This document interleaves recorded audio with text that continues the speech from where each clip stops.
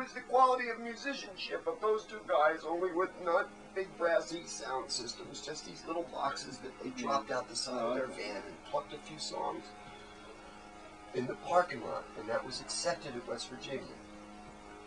By the time it got to California, you had a flat rack truck with stages in the parking lot for the electric bands, and you had and you had a stage that was as tall as you in California that the guys were up on top of with these 4 on top of each other, those silver cans, you know, cut out 4 on each side with these huge fucking candles in them. God, I don't know where they got them, but they were that big around and that tall, and they were just...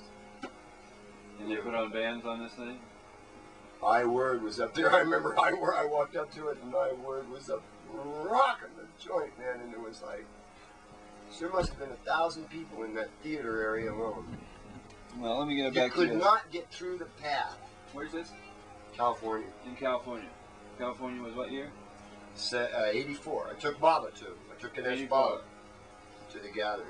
Okay. That was my mission that time. When was this West Virginia one? See, in 1980. In other words, what I was telling you was that every time that I've come to the gathering, I've thought I came. Since I came the first time with the idea of, okay, guys, I want to join. What do I got to do? And as soon as I got there, well, not as soon, but the second day that I got there, I was in on the other balance of Medicine Story and Medicine Eagle. I mean, you know, and we're good friends, you know.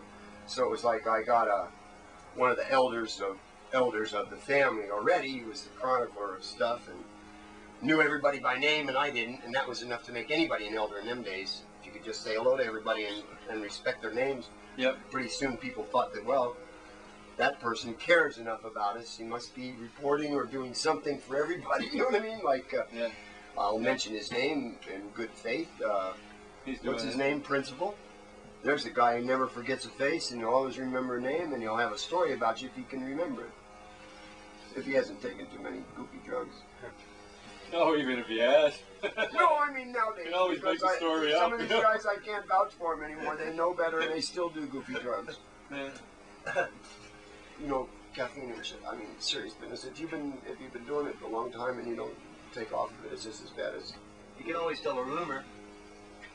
But anyway, that's not to say, Stephen, that you're not doing great somewhere, and that you might be in your yoga fantasy, you know. But anyway, to know that you're one of those kind of guys that has an indelible memory, like Aaron Kay or whatever, about anybody, their name. Don't I know you from somewhere? You really know that they do.